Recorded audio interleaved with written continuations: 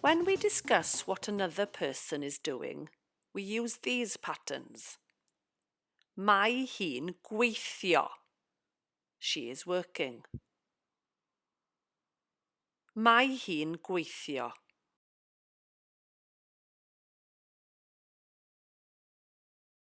Mae hi'n rhedeg.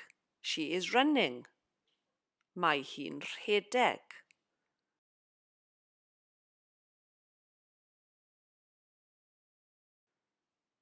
Mae e'n prynu.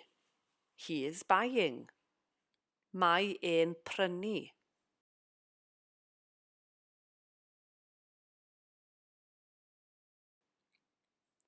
Mae e'n gwybod. He knows. Mae e'n gwybod.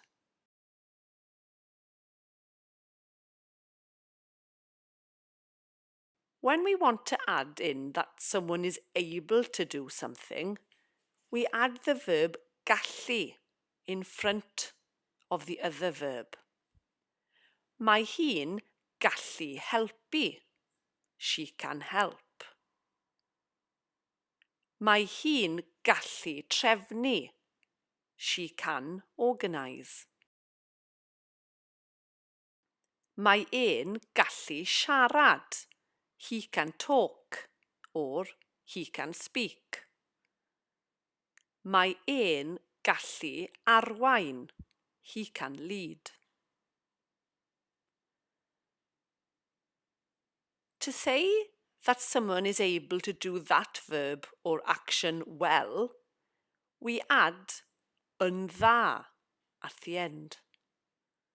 Notice that da has mutated into yn dda following yn.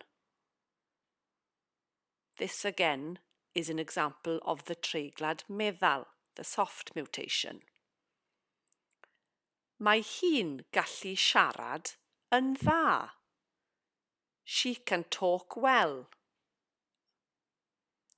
Mae hi'n gallu arwain yn dda. She can lead well. Mae e'n gallu adeiladu'n dda. He can build well. Mae e'n gallu rhedeg yn dda. He can run well. Gorfod means must or have to. We use gorfod when we describe something that has to be done. We can use this pattern when we say what we have to do at work or when describing tasks that have to be done. Dwi'n gorfod trefnu yfory. I must organise tomorrow. Dwi'n gorfod peintio yfory. I must paint tomorrow. Maen nhw'n gorfod adeiladu yfory. They must build tomorrow. Maen nhw'n gorfod helpu yfory. They must help tomorrow. Da iawn chi. There were quite a few patterns to learn there.